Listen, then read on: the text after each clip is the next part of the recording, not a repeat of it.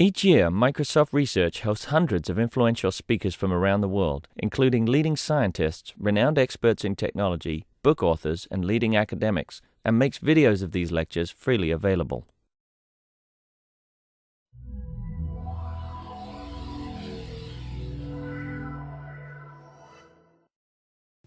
Okay, great. So I'll talk about design and algorithms for modern kidney exchange.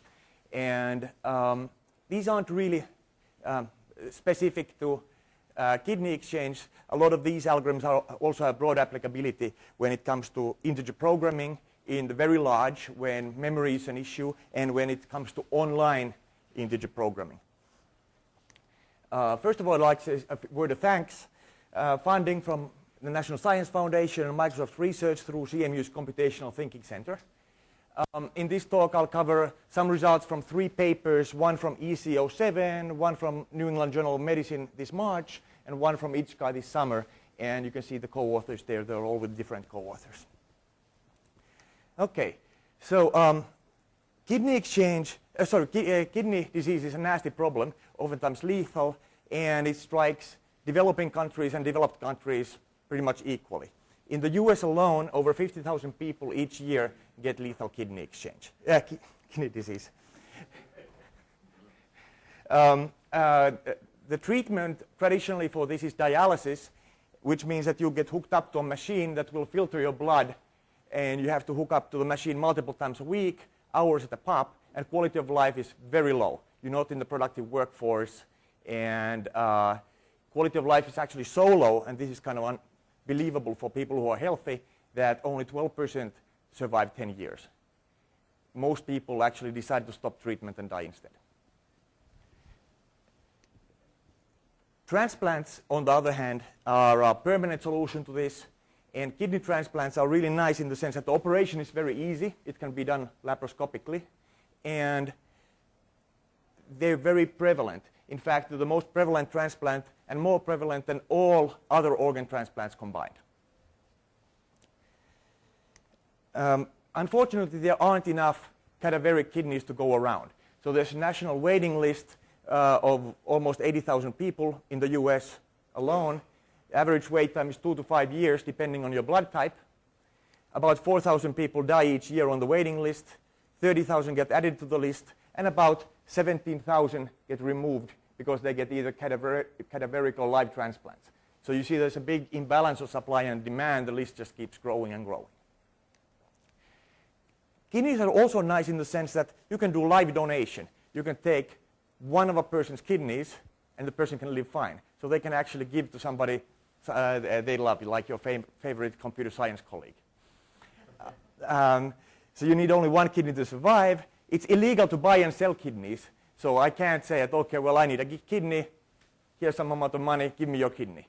That is illegal in most countries like the US. So it really comes to friendships, loved ones, and so forth who can donate. Unfortunately, there's this issue of incompatibility. If you take a person who needs a kidney and a person who wants to donate a kidney, chances are they can't go through with the operation due to tissue type and blood type incompatibility. And that's where the idea of kidney exchange comes in. It's a reasonably mature idea. It was presented as early as 1986, but it's only become a reality in kind of 2003, 2004. And we've been closely involved in actually making this a reality, and we're doing this for real. I'll say a few words about that towards the end of the talk. While most of the talk, I'll just talk about the technology and the ideas. So let's say that we have a pair that's incompatible, a patient and a donor, and another pair that's incompatible, a patient and a donor. What you could do, you could swap the donors. So this donor would give to that patient, and that donor would give to this patient, and both of the patients could live. That's the idea of kidney exchange at the most basic level. And this is what we call a two-swap or a two-cycle, where two pairs are exchanging. But you can also have longer cycles, like pair A giving to pair B, giving to pair C, giving to pair A. That would be a three-cycle, and so forth. Any questions so far? Okay. By the way, the kidneys usually, I get this question a lot, so I preempt it here. How do you transport these kidneys? Don't the kidneys go bad in transport and so forth? Well, we transport them inside the donors. So the donors actually fly to the place of the patient. So the kidneys are out of the patient, out of a human only a few minutes. So you don't get a long ischemic time. So from an optimization perspective, what we have is a graph where each one of these nodes is a pair that's incompatible. And then we have compatibilities across pairs denoted by these directed edges in the network. So in this network, which is very small, we have 5 pairs. There's one pairwise possibility here. There's a pairwise possibility here. There's a pairwise possibility here. Or you could do this big 5-way transplant around the outside loop and get everybody saved. The goal here in the optimization problem at the high level is to find these short cycles that cover as much of the graph as possible so that as many people can live as possible. We'll talk later about weights. Different transplants are of different qualities, so it's not quite that simple that you just count the numbers, but for the bulk of this talk, let's just focus on that for exposition. And I should say, if we just wanted to do that, it would be very easy. We would take all of the cycles in the graph. But unfortunately, you can only take one kidney out of a person, out of a donor, otherwise the donor would die. So that brings in the complexity that, for example, this cycle and this cycle can't both be taken because they share this pair. So you want to have disjoint short cycles in your solution. You could use this for other organ donation like liver lobes. We haven't done that yet. You could, the same type of barter exchange problems occur in DVDs like PeerFlix, holiday homes like Intervac, books. There's a used books swapping network called Read It, Swap It. And the funniest that I know is the National Odd Shoe Exchange, where leg amputees can swap shoes to potentially have their shoe buying costs. That's a true story. What makes kidney exchange so different from these other examples is that there's a cap in practice on the length of the cycle that you can have. Usually the cap is 3, 4, or 5. The longest that's ever been done is 6. There's 2 reasons why you need a cap. First of all, there's a logistical complexity of carrying out a cycle. And the cycle has to be carried out atomically, because otherwise somebody could say, okay, well, my patient already got a kidney. I have second thoughts. I'm not going to give a kidney. And we'd have a major problem. You can't contract on a kidney, so you have to conduct these cycles atomically, which means that if you do a K cycle, it requires between 3K and 6K doctors, around 4K nurses, and 2K operating rooms. So it's a hassle. The other thing is that the medical knowledge about compatibility is incomplete. So even though the medical knowledge based on individual blood tests says that this transplant can go forward, before the transplant, we actually take the bloods and mix them up. And if the blood coagulates, if it cakes, you can't actually do the transplant. So some of the edges in the network are actually fake. They disappear on you. And if you have longer cycles, the probability of failure is higher. And more people are affected if the cycle does fail. From a worst-case optimization perspective, this is very interesting in that the only thing that makes this hard is the high cycle length cap. If the cap is just 2, or you allow arbitrary length cycles, the problem is in P. And what we proved is that for any cycle cap of 3 or more, this is NP complete.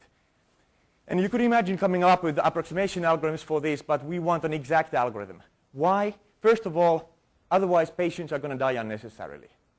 So it's very important. Every single life that you save, it's not like losing a few CPU cycles or using a little bit of extra memory. People are going to die. And secondly, we can. And I'm going to talk to you about the algorithms that accomplish this. Prior art was threefold in these kidney exchanges. One was kind of manual matching and greedy algorithms. It doesn't find optimal solutions, and the manual approach doesn't scale.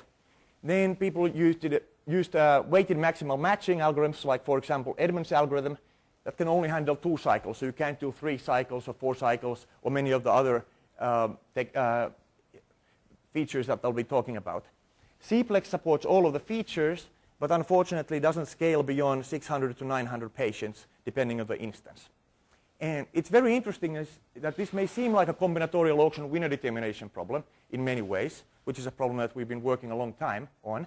But in combinatorial auctions, time becomes the bottleneck first. Here, it's the other way around. Memory becomes the bottleneck first. So actually, the techniques that are required are totally different. Although they're in the tree search integer programming paradigm, they're still totally different. So formally, the problem is to find a set of cycles, potentially weighted, short cycles, subject to any person giving at most one kidney. And of course, the decision variables on the cycles have to be binary. You can't take a partial kidney. So I'll just say one slide's worth of stuff on the algorithm in the interest of time for this offline problem, and there's more in the papers. The integer linear program for this is too large to solve. Even with just 1,000 patients, there are 3 million cycles. That makes it very different from combinatorial auctions where space isn't the issue. The overall approach that we take is the branch and price paradigm from operations research. The idea in branching is, as you know from tree search, you select a fractional column, a fractional variable, fix its value to 0 on the left side and 1 to the right, and you branch this way until you've made all of your decisions. Of course, you fathom the search nodes if there's no better solution to be had down a path than the incumbent. But the key here is that you can't use the traditional branch and bound or branch and cut approach because the linear programs that give you the upper bounds are too big to even write down. So you're trying to find the provably optimal solution in a problem that you can't even write down in memory, not even on a supercomputer. So what we do, we use a technique called column generation for the linear program solving, where the problem is only partially written down, and then you intelligently decide which variables you have to bring into the model so that at the end of the day, you only have part of the problem written down, but you have the provably optimal solution. Now, some techniques that we developed beyond this standard branch and price paradigm. First of all, fast solving of the so-called pricing problem, where you decide which variables need to be brought in. Custom optimal stopping criteria. There's this classic problem with the branch and price paradigm called a tailing off effect, where you bring in more and more variables, and you're really already at optimum, but you just can't tell. So we have some domain-specific techniques for getting around that. Then column seeding and column management. How do you decide how to seed your model with variables, and how do you remove variables intelligently as your problem gets too big? And then primal heuristics that help you prune down the search further. Again, all of these maintain optimality of the solution. So here's, if you want to take one slide from this talk, this is the slide. On the x-axis, there's a number of patients. On the y-axis is the clearing time. And the bottom line is that we can solve in less than 2 hours. We can solve 10,000 patients optimally, which is the projected size of the nationwide kidney exchange. So this is really an enabling algorithm for nationwide kidney exchange. And here's Cplex, and in between there's a couple of variations of our algorithm where some of the smarts have been turned off. How much memory are you using for this? So this is just 2 gigs. We also ran it in a supercomputer on my lab with 128. But it's really the memory, whether it's 2 or 128, that's all in the noise. That doesn't give you the scalability. The scalability really has to come from the algorithmic ideas. Additional functionality that this supports. First of all, side constraints. We don't just want to solve the problem that I've described so far. There are additional considerations that have to be taken into account. And our approach, and in general, these integer programming approaches can support this, unlike the Edmonds algorithm style maximal matching algorithms, which can't support any side constraints. So, for example, transplant center A doesn't want cycles longer than 2. Center B doesn't want cycles longer than 3. Centers in a particular region must get at least 7 operations in aggregate for political reasons, or at most 7. Each center gets at least as many operations as it would get if it operated individually. Otherwise, it might say, hey, I'm not going to participate in your network. I'm going to keep the transplant monies myself, the surgery monies. Center C does not want to participate in altruistic donor chains of length greater than 3. I'll say what those are, and so forth. You might also want to include compatible donors, compatible pairs, and we've actually done this. Why would a compatible pair participate in an exchange? They can just do it themselves. What? Okay, they might not know about each other, but let's say that they do. So we had this case where father and daughter were compatible. They talked to the surgeons in the network that we were running, and the surgeon recommended that, why don't you participate in the exchange anyway? No. Right. Finding somebody who was more compatible. This was a 13-year-old girl. The father was, I don't know what, probably 50. You know that kidney isn't going to last the child's lifetime. So you can get a better kidney, potentially, by bringing them into the exchange, and a 50-year-old's kidney might be fine in another 50-year-old and give them a lifetime. So we can actually get better kidneys for the patient, and this may also save lives in the exchange for other people and yield better matches for others. The algorithm supports this, and you can also program in the constraint that the compatible patient gets at least as good a kidney in the exchange as the kidney they brought in. Okay, incorporating list exchanges, this is something that is done in New England, where you actually donate also to a list at the end of the exchange that I'll talk about, and that can be included in the optimization. But that's kind of what I would view as old technology, and I'll tell you on the next slide about something newer. This is an idea that we came up with. Well, actually, before we get into that, let me say other things that you can do. Weighted edges in the graph for degrees of compatibility. Compatibility isn't binary, there are degrees. Life expectancy improvement. So you might say that, okay, transplanting into a younger person, for example, is more valuable than an old person because you're going to get more life extension. Wait time. There are some policies in the cadaveric queue that say that the longer you waited, the higher your priority should be. If you want that, you can put that in.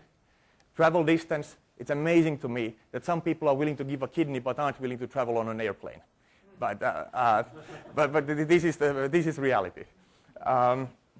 Hardness of matching the patient and donor in the future and so forth. You might actually want to prefer to keep very flexible donors and flexible patients in the exchange for the long run. You can also put that in its weights. Here's the idea that Mike Reese, the kidney surgeon from the Alliance for Paired Donation that we worked with, and we came up with. So let's say that you had one person in the world who was willing to give a kidney and didn't expect anything in return, just one. What would that do to the network?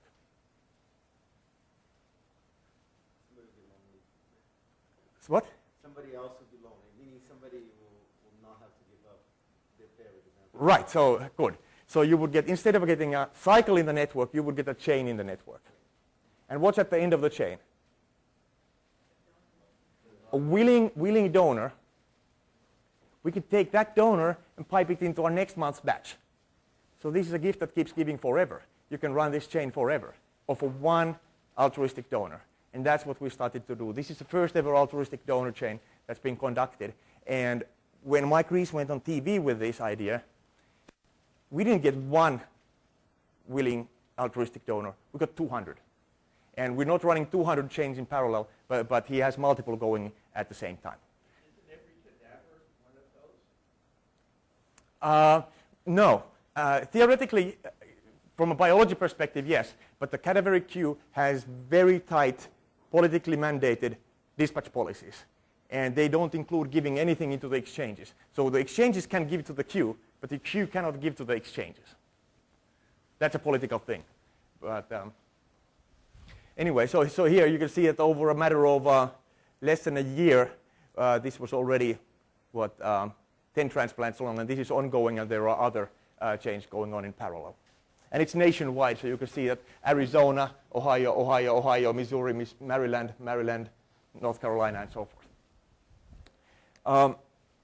Here, you can value in our algorithm differently, not using up different altruistic donors. So you might want to keep blood type O altruistic donors behind, if you can, and use some more constrained blood types now. Also, you could try to evaluate the likelihood of these bridge donors pulling out and making sure they're used up early before they pull out. You can also value differently different leftover kidneys, again, based on blood type and tissue type or likelihood of pulling out and so forth. Now, let me say a few words about the online problem. You can also already see here that there's kind of a sense that we think about the future. But the algorithm is really a batch algorithm. And the new stuff in the Ichkai paper is about the online problem, where patients and donors are coming in, altruistic donors are coming in over time, and patients are dying while waiting. So, and it turns out that then it's not best to just tease out as many exchanges as you can from the current pool. Instead, it might be better to save some possible transplants for the future in case they trigger more matches in the future or better matches in the future. And what we see already is that current kidney exchanges that haven't used this approach, they run a depleted pool in the sense that the patients in the pool are highly sensitized and hard to match. With these algorithms, that's not going to happen except to an efficient extent. The first result here is that no deterministic prior-free algorithm can achieve a competitive ratio that's good. So just coming back to Carlos's talk, he was talking about the adversarial model. If we take the adversarial view of the future, you can't do well with a deterministic algorithm, and turns out not even with a randomized one. But we don't have to have an adversarial future. Adversaries are not giving us the inputs. The inputs are coming from the real population. And we know the tissue type distribution, and we know the blood type distribution. So we can actually draw real trajectories of possible futures off of these distributions. And that's what we'll do. Our online algorithms will use distributional information to do better than what's possible with these adversarial settings. At each step, this is kind of a template of all of the algorithms. We draw sample trajectories into the future of what might happen, different possible futures. We then leverage our offline algorithm that we talked about to pick an action, just the next action, not the whole policy, just the next action. And here actions are cycles. And let's just jump right into the first one. You have scores for all of the cycles. You initialize them to zeros. You generate the scenarios for the future, m of them, let's say. For each scenario, you solve the offline problem. And for all of the cycles that were part of the solution, you add the value of the solution to the cycle score. And for the rest of them, you subtract a little bit out of the score. And once you're done with all of that, you solve the integer program with those weights to determine the best set of cycles to transplant at this point. We proved that that algorithm is actually not optimal. And improvement idea is to optimize the scenarios for each action separately instead of optimizing each scenario separately. Again, the same template as before, but here, for each scenario, we solve the offline problem for all of the cycles except the cycle in consideration. And we set to increase the score of the cycle to be the value of the solution that you get this way, plus the value of the cycle itself. And then again, you solve the integer program to find the optimal set of cycles. The third and final online algorithm that we benchmarked was an adaptation of the Mca algorithm. The Mca algorithm was designed for problems that have this big global anticipatory gap. And I'm not going to go into what that is, but basically it says that no action is pretty good across all of the scenarios. And how it works is that it draws the scenarios, it generates a marker decision problem from them, then it solves some MDP to get the scores, and then finally it solves the integer program where the weights of the cycles are now the Q values of the MDP. Okay. So we ran some tests on this with real data. Unfortunately, the real data sets are so small that we also wanted to work on with bigger data from a realistic generator. And in the test, we set the death rate to be 12% in 10 years. The 12% survive in 10 years, as it is in reality. This turned out there were interesting techniques for scaling up these online trajectory-based algorithms that we had to use here because the problem is so big. Usually these have been used only in the small. One is the number of sample trajectories. Of course, the more samples you draw, the better your solution, but the more time it takes. More interestingly, the look-ahead depth in terms of the number of steps. Given a number of sample trajectories, you get an interior optimum, which was kind of surprising to us. If you look too far in the future, the space of possible trajectories gets so big that your coverage with a finite number of samples gets so small that you're actually worse off. Batch size, there's a trade-off again. If you have a large batch size means how many people you wait to come into the system before you make the next decision. If you have a large batch size with a fixed look-ahead depth, you can look further into the future, which is good. You get more perspective. But with a small batch size, you get finer-grained decision-making. And we also tuned the batch size for the offline benchmark algorithm, which is not done in reality, but we wanted to have a conservative comparison instead of showing off our algorithms in a too positive light. Dummy actions, the algorithms can also decide to wait and do nothing at the moment. Here's the bottom line. On the sensitized real population in the small, we improve by 6.5% in lives saved over the offline algorithm, and on the larger data, 13%. Other people have also looked at the online problem, but their conclusions are the opposite. They make simplifying assumptions so you can analytically derive the optimal policy, and it's simple. In our setting, without these simplifying assumptions in the real problem, even the offline problem is NP complete. So you can't really come up with an analytical policy. Let me conclude. So this is the first algorithm that can clear kidney exchanges optimally on a nationwide scale. The key points were this incremental problem formulation, where you have a provably optimal answer even though you can't even write down the problem, and ways of making the branch and price paradigm fast. It supports generalizations of various kinds, as we talked about, including this never-ending altruistic donor chain innovation. And it turns out that that innovation is so powerful that now basically all of the US kidney exchanges are using it, and some of them are only using it. So they've abandoned the cycles entirely. Our trajectory-based online algorithms leverage distributional information, and they also leverage our offline algorithm, and they do better because they take into account what the future might hold. We're working with real kidney exchanges. As I mentioned, we've worked with the Alliance for Paired Donation. We're currently working with the biggest in the US called the Paired Donation Network, and we're setting up with a United Network for Organ Sharing the nationwide kidney exchange.